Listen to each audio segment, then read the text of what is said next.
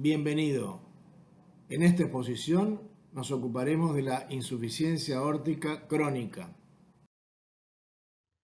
No tengo conflictos de interés para esta exposición. Comencemos considerando la prevalencia de la insuficiencia aórtica.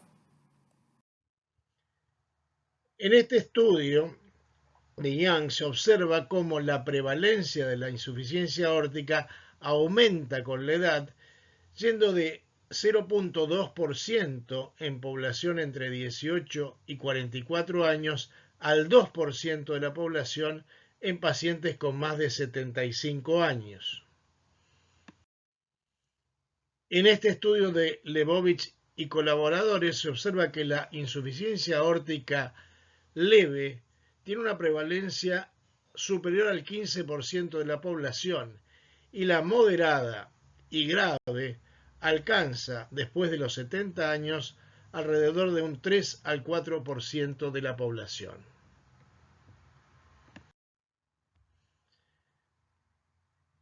Tomemos ahora el punto de la etiología de la insuficiencia aórtica. Las causas más comunes de insuficiencia aórtica son la valvulopatía reumática, en cuyo caso siempre va acompañada de compromiso de la válvula mitral, la calcificación de la válvula aórtica, la dilatación aórtica, ya sea por aterosclerosis, síndrome de Marfan, acompañando a la bicúspide aórtica y la sífilis, la válvula aórtica bicúspide y la endocarditis infecciosa. Causas no comunes son la dilatación aórtica por disección, síndrome de Ehlers-Danlos, aneurisma del seno de Valsalva, prolapso de las cúspides, radioterapia, particularmente radioterapia de mama sobre la mama izquierda, drogas y el síndrome antifosfolipídico. Y son causas raras el síndrome carcinoide, los traumatismos, la dilatación aórtica relacionada con artritis reactiva, arteritis de células gigantes, enfermedad de Takayasu, granulomatosis de Wegener, sarcoidosis, enfermedad de Behcet y policondritis recurrente. Más raro aún son el pseudosantoma elástico y las mucopolisacaridosis tipo 1 y 4. Vayamos ahora a la fisiopatología de la insuficiencia aórtica. Para que se produzca la regurgitación durante la diástole de la sangre desde la arteria aorta al ventrículo izquierdo, debe haber un defecto en la coaptación de las cúspides de la válvula aórtica. Entonces, en primer lugar, analicemos qué es lo que pasa con la válvula aórtica y la regurgitación aórtica. Podemos clasificar las regurgitaciones aórticas en tres tipos. El tipo 1 es aquel en que las cúspides se mueven normalmente y existe una dilatación aórtica o una perforación de una cúspide. De modo que podemos considerar el 1A cuando hay dilatación de la unión sinotubular y dilatación de la aorta ascendente. Tipo B, cuando hay dilatación de los senos de Valsalva y de la unión sinotubular. Tipo C, cuando hay dilatación de la unión ventrículo arterial, es decir, del anillo. Y tipo D, cuando hay perforación de una cúspide aórtica. El tipo 2 es cuando existe prolapso de una cúspide aórtica, es decir, una exageración del movimiento de la cúspide. Y el tipo 3, por el contrario, es cuando hay restricción del movimiento de las cúspides por calcificación o procesos inflamatorios.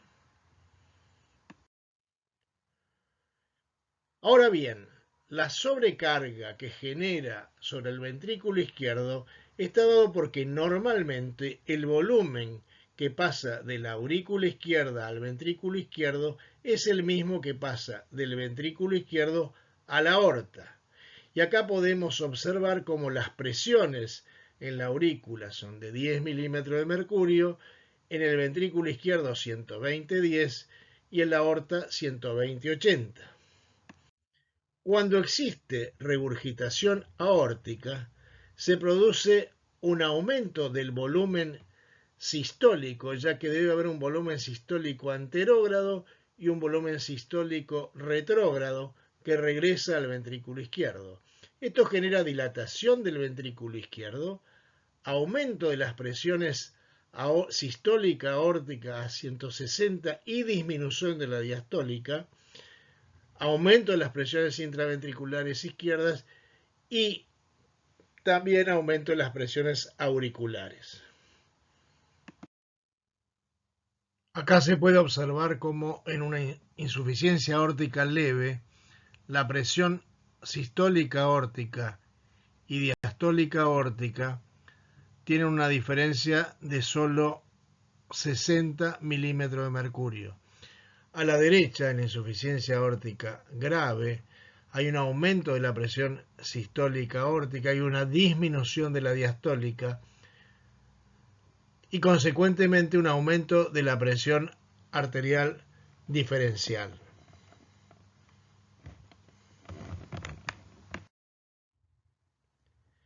Entonces, desde el punto de vista del ventrículo izquierdo, esta es la situación normal.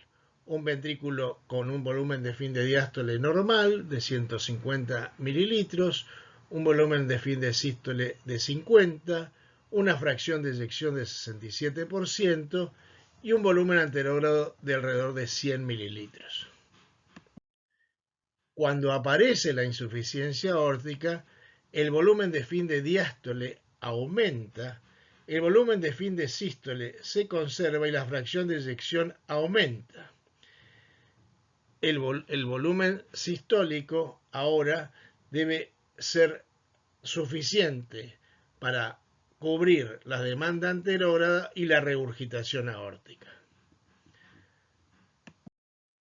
Cuando la situación empeora, vemos cómo el volumen anterógrado de 100 mililitros debe sumarse a la fracción regurgitante de 50%. El volumen de fin de diástole aumenta aún más, el volumen de fin de sístole se conserva y la fracción de eyección aumenta aún más.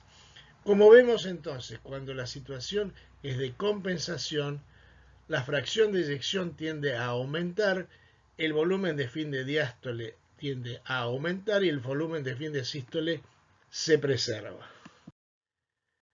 Cuando empieza a haber deterioro de la función del ventrículo izquierdo, el volumen de fin de sístole empieza a aumentar y la fracción de eyección consecuentemente disminuye.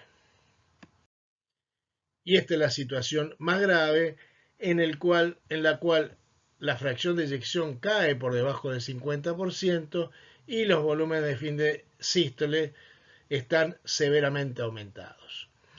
De modo tal que podemos decir que mientras la función del ventrículo izquierdo esté compensada, la fracción de eyección estará aumentada. Una fracción de eyección aparentemente normal en un paciente con insuficiencia aórtica significativa ya está indicando un deterioro de la función del ventrículo izquierdo. Y acá tenemos el loop presión-volumen en una insuficiencia aórtica.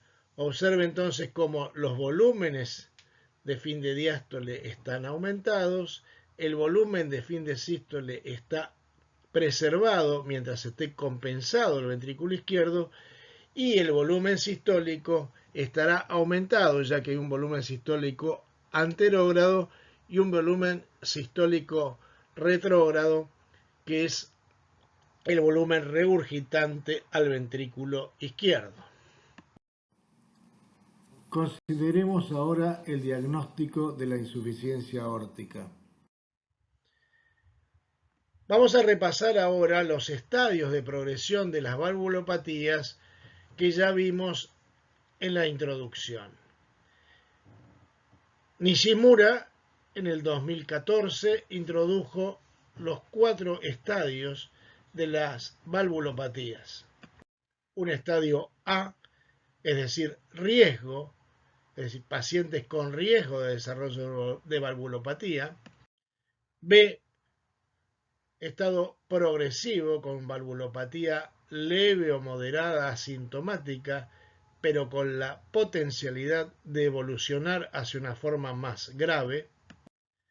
C, que es el paciente asintomático con valvulopatía grave, que se divide en 2 grupos. El C1, que es aquel paciente asintomático con valvulopatía grave y ventrículo izquierdo y derecho compensados, y C2, valvulopatía asintomática grave con ventrículo izquierdo o derecho descompensados.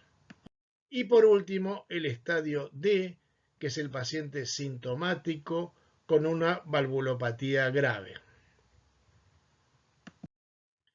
En el caso de la insuficiencia aórtica, los pacientes en el grupo A, es decir, con riesgo de insuficiencia aórtica, son aquellos que tienen válvula aórtica bicúspide congénita, esclerosis de la válvula aórtica, enfermedad de la aorta sinusal o de la aorta ascendente, antecedentes de fiebre reumática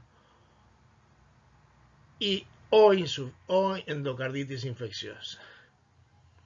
En estos casos no hay compromiso hemodinámico, no hay consecuencias hemodinámicas y no hay síntomas.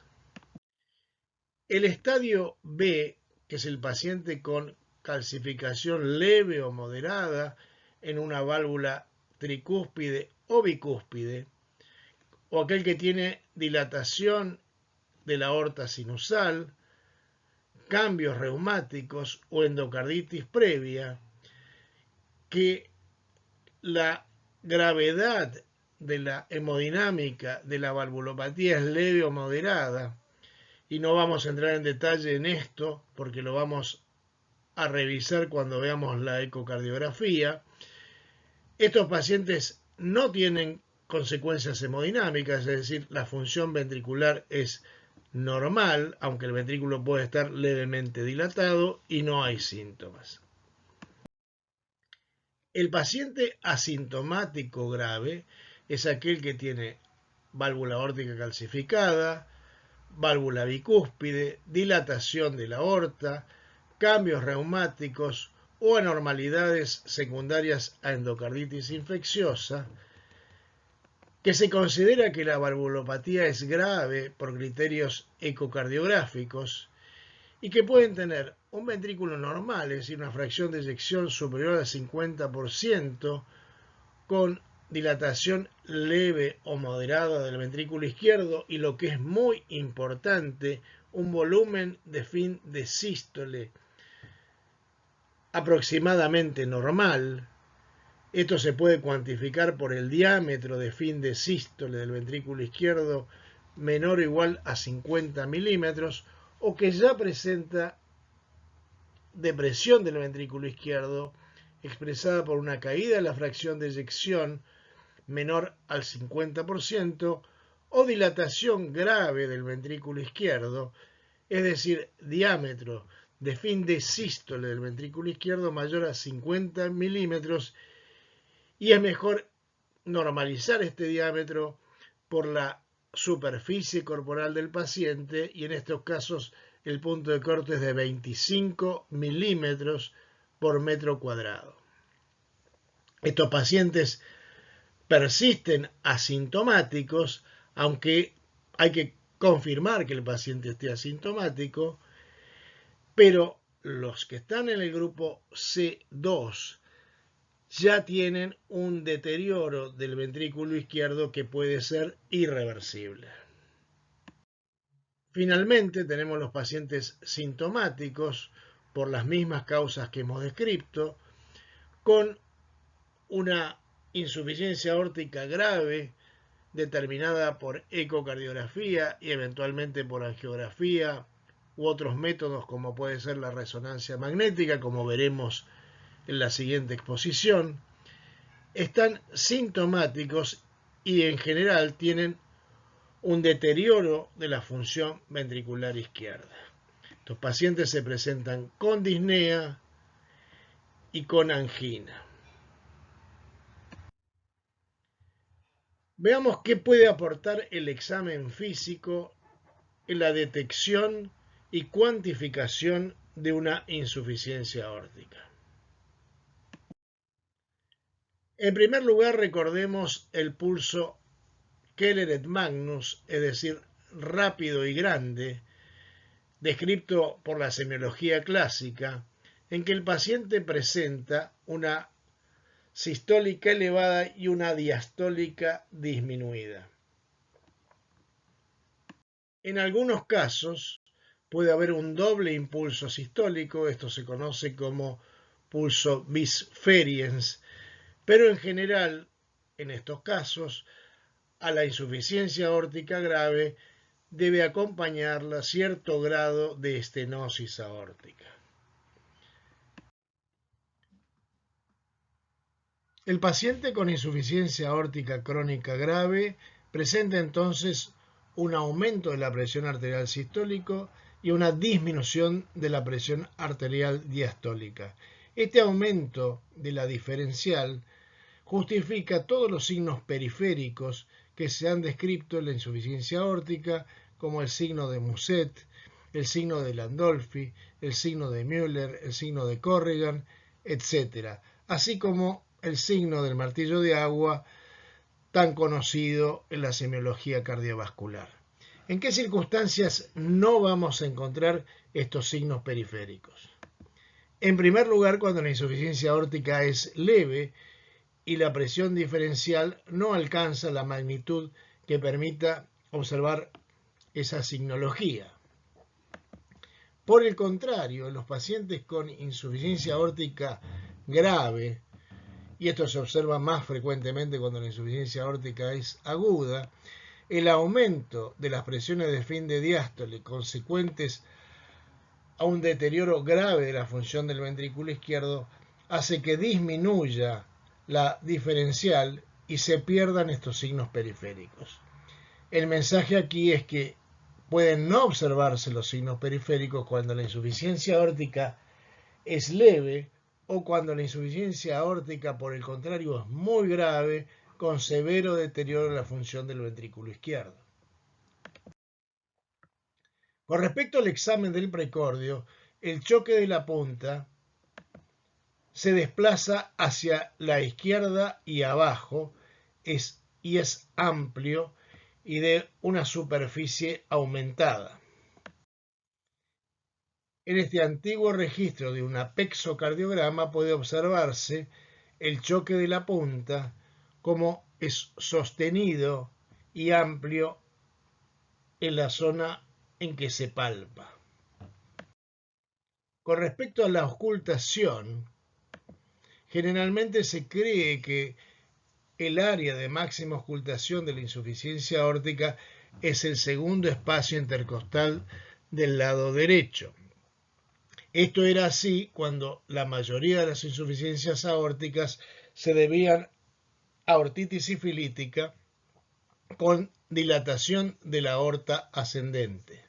En la actualidad, el área de máxima ocultación de la mayoría de las insuficiencias aórticas es el tercer espacio intercostal del lado izquierdo paraesternal, particularmente si se sienta el paciente y se le hace elevar los miembros superiores, que es la conocida posición de Azulay. Con respecto a los soplos, va a haber un aumento de flujo a través de la válvula aórtica y en general puede haber también engrosamiento de la válvula aórtica y esto conlleva un soplo sistólico de estenosis aórtica o de hiperflujo aórtico. Luego viene el soplo de insuficiencia aórtica, que es un soplo que sucede inmediatamente después del segundo ruido, es decir, es diastólico, y va disminuyendo de intensidad, es decir, indecreciendo. En los pacientes con insuficiencia aórtica grave puede ocultarse también un soplo de pseudoestenosis mitral por competencia de los flujos de insuficiencia aórtica con el flujo anterógrado mitral normal. Este es el conocido soplo de Austin Flint. Es decir, en un paciente con insuficiencia aórtica ocultaremos, en primer lugar, el soplo de insuficiencia aórtica, que es protomesodiastólico. El soplo de estenosis aórtica o de pseudoestenosis aórtica por hiperflujo. Y ocasionalmente el soplo de Austin Flint por competencia del flujo mitral con la insuficiencia aórtica. Aquí tenemos graficado la ocultación de un paciente con insuficiencia aórtica grave, soplo sistólico romboidal, soplo protomesodiastólico de insuficiencia aórtica y soplo mesotelediastólico de Austin Flint. Cabe recordar que las insuficiencias aórticas, cuanto más graves son, el soplo se acorta, es decir, podemos llegar a la situación extrema en que prácticamente sea inaudible. Los soplos diastólicos de insuficiencia aórtica deben diferenciarse de los soplos de insuficiencia pulmonar, de estenosis mitral y en ductus arterioso persistente. ¿Qué aporta el electrocardiograma? El electrocardiograma, como el que se observa en esta diapositiva, muestra hipertrofia del ventrículo izquierdo. Acá podemos ver cómo la suma de la S en B1 y la R en B6 superan los 70 milímetros. En general se observan ondas T positivas, la así denominada sobrecarga diastólica. Sin embargo, no es raro observar ondas T negativas en la insuficiencia aórtica crónica. Veamos ahora qué aporta la radiografía de tórax. La placa de tórax en el paciente con insuficiencia aórtica crónica generalmente no muestra hipertensión pulmonar o edema pulmonar hasta estadios muy avanzados de la lesión. Se observa una leve, moderada o grave cardiomegalia, crecimiento del ventrículo izquierdo y eventualmente dilatación de la aorta y del arco aórtico. En esta radiografía puede observarse mejor un paciente con una grave dilatación de la aorta y cardiomegalia. Comenzaremos viendo el aporte de la ecocardiografía en el diagnóstico de la insuficiencia aórtica. En este breve video veremos cómo cuantificar la insuficiencia aórtica. Observe aquí el jet excéntrico en un eje largo.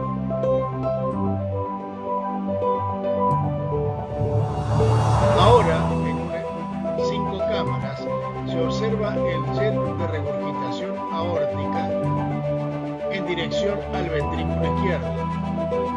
Es importante la evaluación del tamaño y la función del ventrículo izquierdo. Fíjese cómo es la función de tensión de este ventrículo izquierdo. Ahora se ve cómo evoluciona el jet de insuficiencia aórtica, tomando contacto con la barra cerebral. Este es un eje supraesternal donde se observa la regurgitación aórtica y el flujo predominante desde la aorta descendente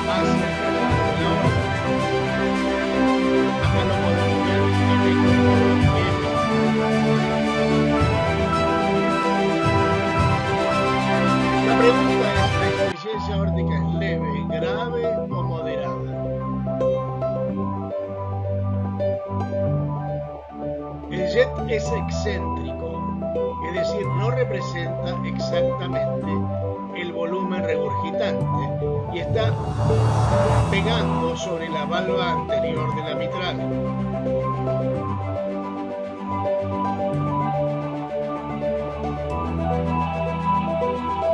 El ventrículo izquierdo está levemente dilatado, pero presenta una función sistólica normal.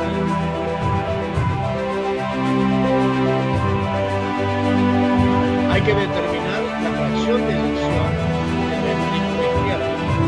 Acá nuevamente vemos que el jet está contactado con la valva anterior, lo que implicaría un soplo de agua.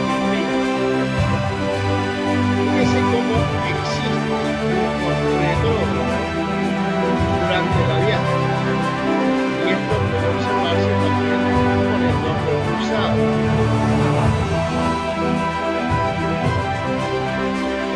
El modo bicolor permite observar que el jet regresa desde la aorta descendente. Es decir, que esta estenosis aórtica debería ser grave. Muchas gracias.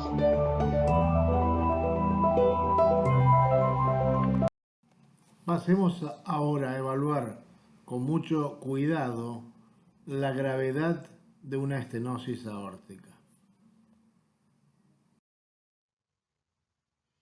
Y entonces, ¿cómo estratificamos la gravedad de la estenosis aórtica?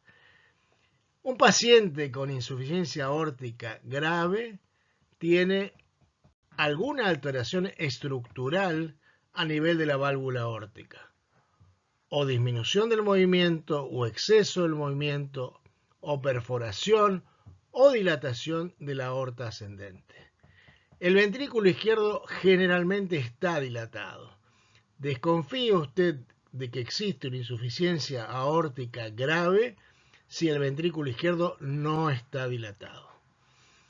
Los jets centrales suelen ser grandes, pero los jets que van hacia una de las paredes ventriculares o hacia la valva anterior de la mitral pueden no ser tan grandes porque impactan sobre esta estructura. El flujo de convergencia proximal a la válvula suele ser grande. La densidad del jet está aumentada. El tiempo de desaceleración es menor de 200 milisegundos y hay un flujo holodiastólico reverso prominente en la aorta descendente torácica y, más importante, en la aorta descendente abdominal.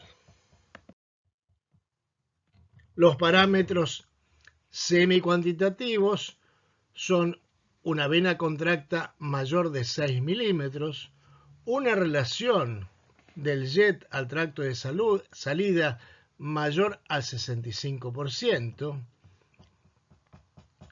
y los parámetros cuantitativos son un volumen regurgitante mayor de 60 mililitros por latido, una fracción regurgitante mayor del 50% y una área del orificio regurgitante efectivo mayor a 0.30 centímetros cuadrados. De todos estos parámetros, el más importante, porque es el más fisiológico o fisiopatológico, es el volumen regurgitante. Es muy importante tener en cuenta esto porque en caso de duda deberemos recurrir a otro método, y adelanto que este método es la resonancia, cuando tenemos duda si el volumen regurgitante alcanza o no los 60 mililitros por latido. Es importante también tener en cuenta cada cuánto hay que controlar un paciente con insuficiencia aórtica. Como ya dijimos en la primera exposición introductoria, un paciente con insuficiencia aórtica grave en estadio C debe controlarse cada 6 a 12 meses. Por el contrario, un paciente en estadio B puede controlarse entre 2 y 5 años dependiendo si la insuficiencia aórtica es leve o moderada.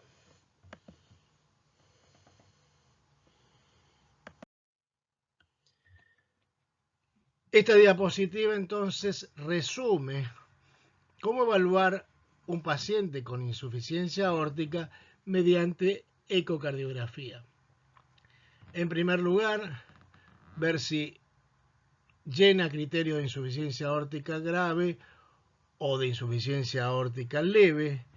Y fíjese la importancia que tiene la determinación del volumen regurgitante, de la fracción regurgitante y del orificio regurgitante para clasificar al paciente como grado 1, 2, 3 o 4. Recuerde que el parámetro más importante de todos ellos es el volumen regurgitante y el punto de corte para considerar una insuficiencia aórtica grave es que el volumen regurgitante sea igual o mayor de 60 mililitros por latido. En los últimos años, la resonancia magnética ha pasado a tener un rol trascendente en la evaluación de las valvulopatías, particularmente cuando uno desea indicar cirugía precozmente. Obviamente, el paciente que tiene una insuficiencia aórtica leve no requiere una resonancia y aquel paciente que tiene una insuficiencia aórtica grave sintomática tampoco requiere una resonancia. Vamos a necesitar la resonancia en los pacientes con insuficiencia aórtica presuntamente grave, con fracción de eyección conservada, con volumen de fin de sístole conservado, que deseamos enviar precozmente a la cirugía. Acá vemos cómo la resonancia es el mejor método para determinar los volúmenes de fin de diástole y de fin de sístole sin asumir ningún tipo de forma geométrica del ventrículo izquierdo. La resonancia, por otro lado, mediante el contraste de fase, permite ver cuál es el flujo anterógrado y cuál es el flujo retrógrado, como se observa en la parte inferior de la diapositiva. En este caso vemos como el volumen anterógrado es de 138 mililitros y el volumen reverso de 70 mililitros con una fracción regurgitante del 51%, es decir que este paciente tiene una insuficiencia aórtica grave. Acá tenemos otro ejemplo en el cual se comparan los flujos anterógrado y retrógrado en la aorta y en la arteria pulmonar.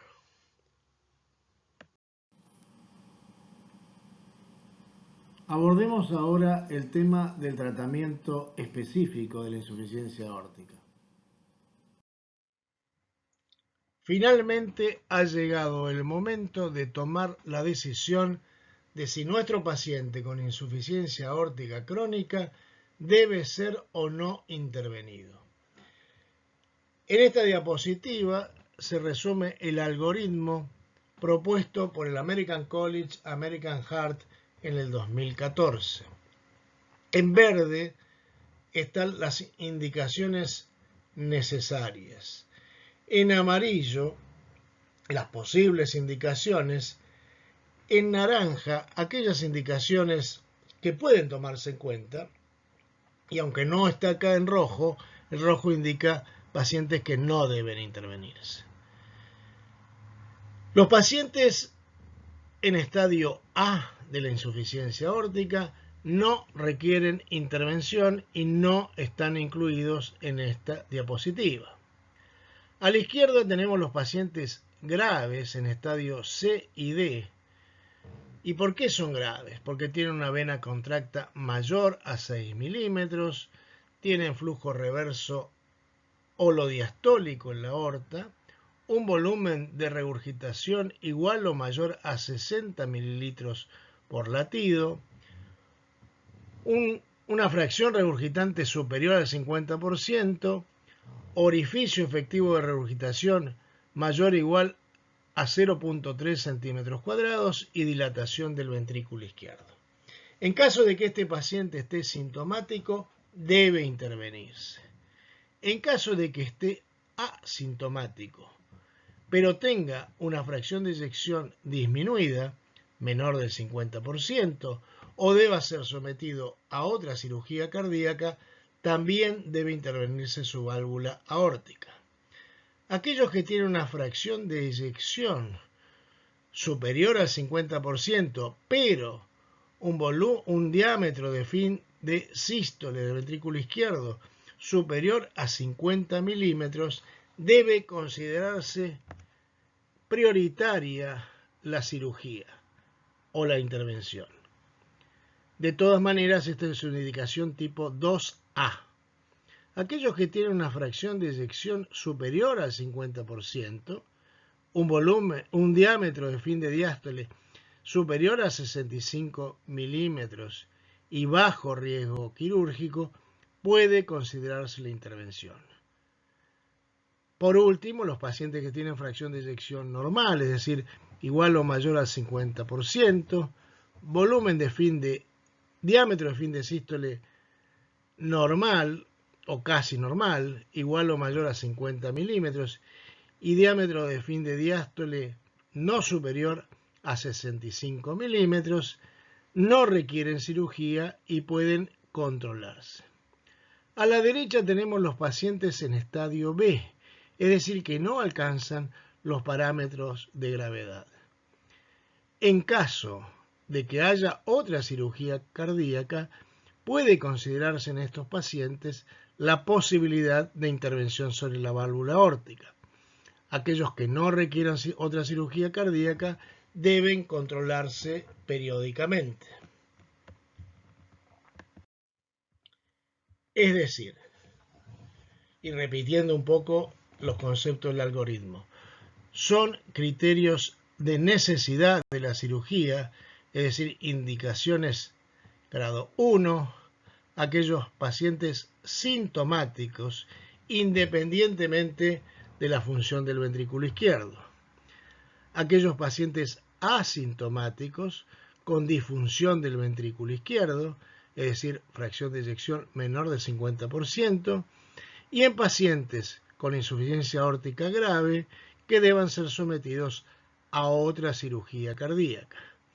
Esa indicación 2A quiere decir que debe considerarse fuertemente aquellos pacientes asintomáticos con insuficiencia aórtica grave, con función sistólica conservada, estimada por una fracción de eyección mayor o igual al 50%, pero con dilatación grave del ventrículo izquierdo, es decir, diámetro de fin de sístole del ventrículo izquierdo mayor de 50 milímetros. También es razonable considerar la intervención sobre la válvula aórtica en aquellos con insuficiencia aórtica moderada que deban ser sometidos a otra cirugía cardíaca. Finalmente, es tipo 2B, quiere decir puede considerarse aquellos pacientes asintomáticos con insuficiencia aórtica grave, función sistólica del ventrículo izquierdo normal, estimada por una fracción de eyección mayor o igual al 50%, pero dilatación grave y progresiva del ventrículo izquierdo, es decir, un diámetro de fin de diástole del ventrículo izquierdo mayor de 65 milímetros, particularmente si el riesgo quirúrgico es bajo. Les presentamos ahora las indicaciones de la Sociedad Europea de Cardiología que se superponen en mucho con las indicaciones del American College American Heart. Es indicación para la Sociedad Europea de Cardiología de intervención quirúrgica, los pacientes sintomáticos, aquellos asintomáticos pero con una fracción de eyección menor o igual al 50%, cuando los pacientes van a ser sometidos a otras cirugías, como por ejemplo bypass coronario o cirugías de la aorta ascendente, y se recomienda la discusión del TIM cardíaco en pacientes seleccionados en los cuales puede considerarse la reparación valvular como una alternativa.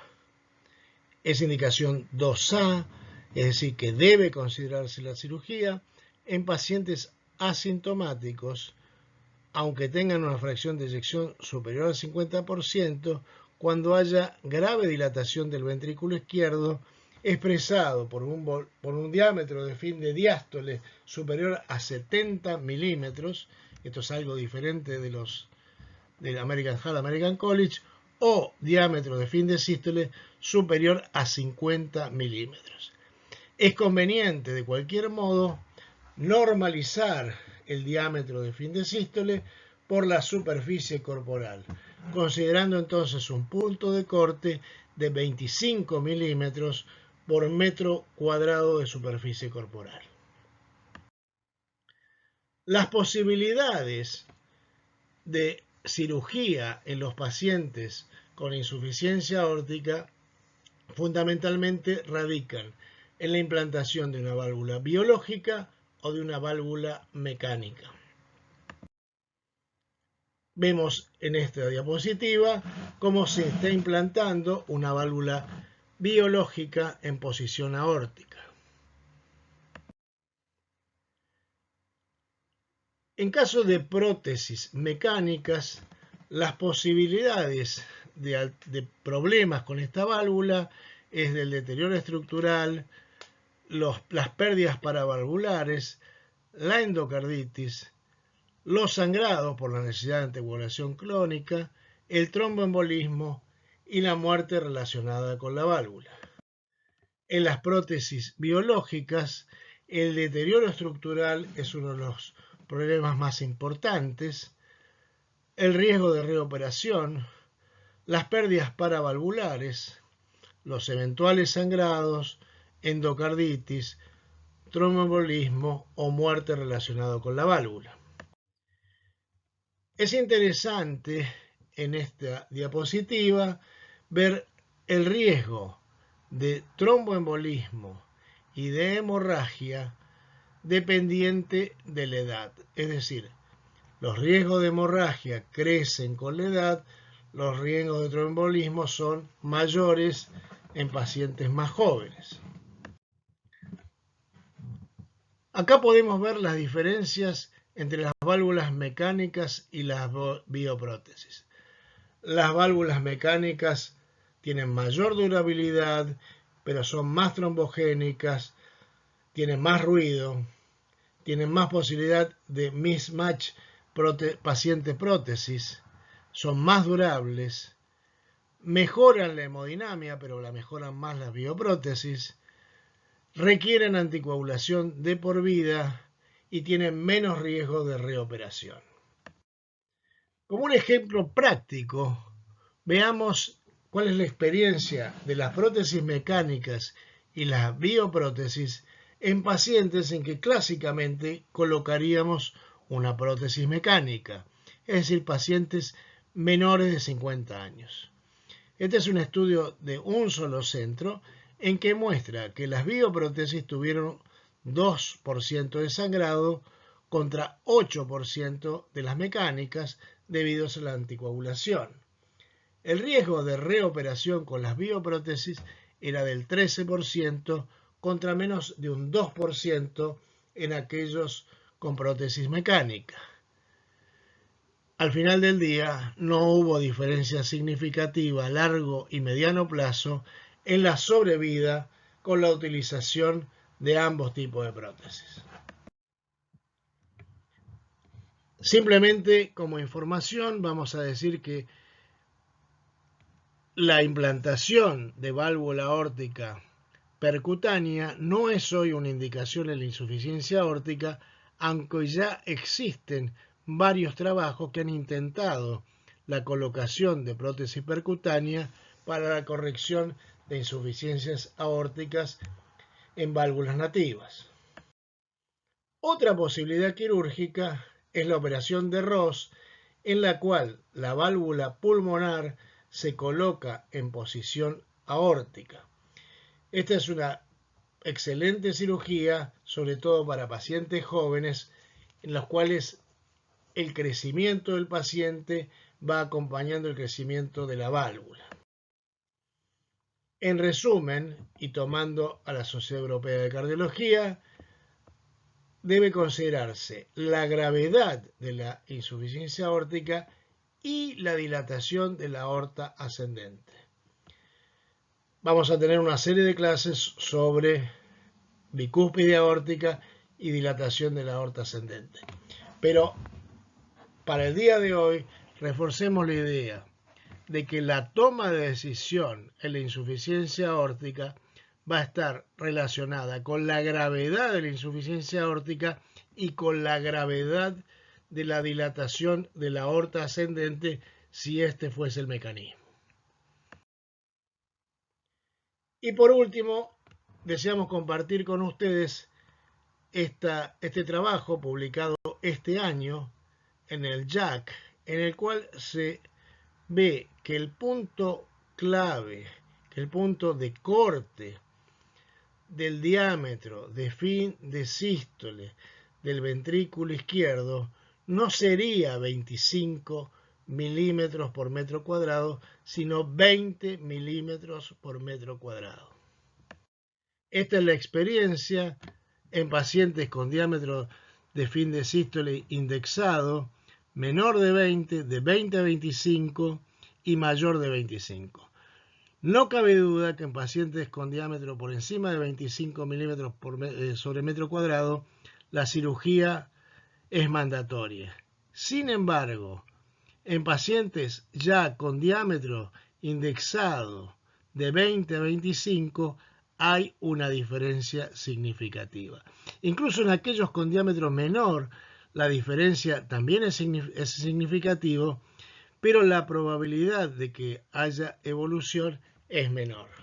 De modo tal que simplemente para dejar la inquietud de que un paciente con un diámetro de fin de sístole de 50 milímetros o un diámetro de fin de sístole indexado por la superficie corporal mayor de 25 milímetros, probablemente ya sea algo tardía esa indicación y debamos en las nuevas guías adelantar el tiempo quirúrgico. Para finalizar, consideremos el tratamiento general de la insuficiencia aórtica. Repasando algunos puntos de la introducción a las valvulopatías, el paciente con insuficiencia aórtica crónica debe ser considerado para prevención secundaria de la fiebre reumática si este fuese el caso. Recuerde que no existe la valvulopatía aórtica reumática si no existe valvulopatía mitral concomitante. La prevención secundaria de la fiebre reumática debe realizarse principalmente con penicilina G benzatínica administrada cada 4 semanas y en los tiempos recomendados por el American College American Heart. La profilaxis de la endocarditis infecciosa en los pacientes con insuficiencia aórtica crónica. Como vimos también en la introducción, solamente requerirán profilaxis aquellos pacientes que tengan prótesis, aquellos que ya hayan tenido insuficiencia aórtica y en los pacientes con trasplante y regurgitaciones valvulares. No requieren profilaxis los procedimientos tales como el eco transesofágico, los estudios endoscópicos digestivos, la cistoscopía, en ausencia de infección activa. Con respecto a la evaluación quirúrgica y el riesgo de intervenciones, también reiteramos lo que expresamos en la introducción. Los pacientes pueden evaluarse mediante el score STS y es importante incorporar la fragilidad como un parámetro de evaluación de riesgo en estos pacientes. Las vacunaciones son las que también hemos ya descrito.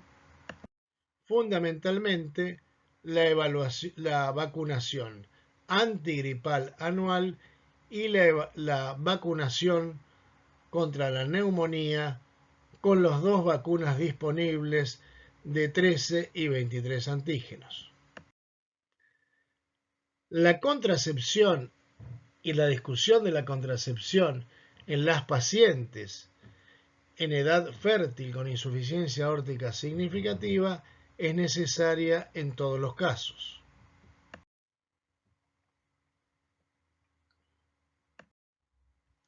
El control odontológico, reiteramos, es prioritario no solo en los pacientes que tienen prótesis, sino en cualquier paciente con insuficiencia aórtica, cualquiera sea el grado de la misma. En este aspecto tenemos el trabajo de toma de posición producido por la Sociedad Francesa de Cardiología. Con respecto a la actividad física y el deporte, seguiremos las recomendaciones del American College American Heart.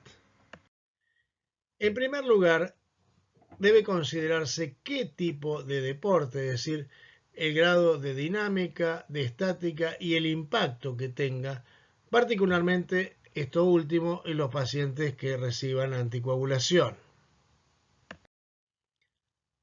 En esta diapositiva se resumen los tipos de deportes que pueden realizarse y es bueno que el cardiólogo tenga esta información disponible para poder en cada caso determinar cuál es el grado de componente estático y cuál es el grado de componente dinámico que presenta cada deporte. Y con respecto a la insuficiencia aórtica, nos referiremos a esta Task Force producida en el año 2015. Son clase 1 que los pacientes con insuficiencia aórtica deben ser evaluados anualmente para determinar si pueden o no continuar con su deporte. La prueba ergométrica en un nivel similar a la actividad competitiva que está desarrollando y confirmando que el paciente está asintomático, es importante la insuficiencia aórtica, al igual que la evaluación de la respuesta de la tensión arterial. En los atletas con insuficiencia aórtica leve o moderada, con fracción de eyección normal y sin dilatación o leve dilatación del ventrículo izquierdo, se puede permitir prácticamente libremente cualquier deporte si tienen una prueba de esfuerzo normal. Es indicación tipo 2A, es decir, es recomendable que los pacientes o atletas con insuficiencia aórtica leve o moderada, con fracción de eyección normal y dilatación moderada del ventrículo izquierdo, es decir, un diámetro de fin de sístole menor a 50 milímetros en los hombres o a 40 milímetros en las mujeres o 25 milímetros por metro cuadrado en ambos sexos, es razonable que participen en todo deporte competitivo si tienen una prueba de esfuerzo normal.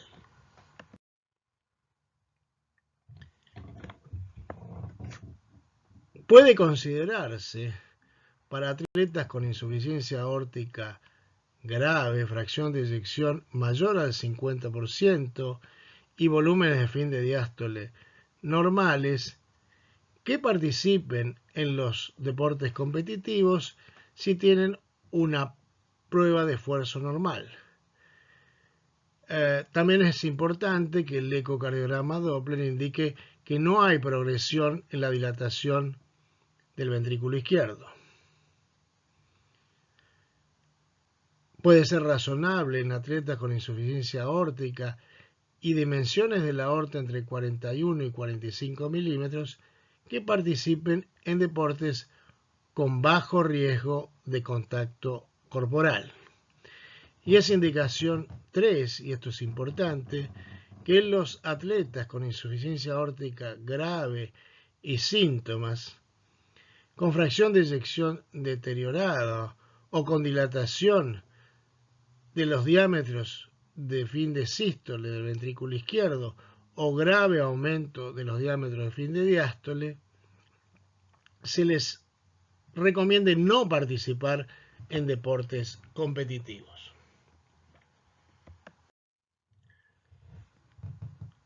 Una situación importante es el embarazo. En este sentido, nos referiremos a las guías de la Sociedad Europea de Cardiología del 2018. En primer lugar, digamos que las insuficiencias valvulares son mejor toleradas que las estenosis valvulares durante el embarazo. Sin embargo, es recomendable el tratamiento quirúrgico en aquellas pacientes que deseen embarazarse cuando presenten insuficiencia aórtica grave con síntomas de disfunción ventricular o dilatación ventricular. El tratamiento médico se recomienda en las mujeres ya embarazadas con insuficiencias valvulares sintomáticas. Con esto damos por finalizada esta exposición. Esperamos que haya sido de su interés y les agradecemos que nos hayan acompañado. Muchas gracias.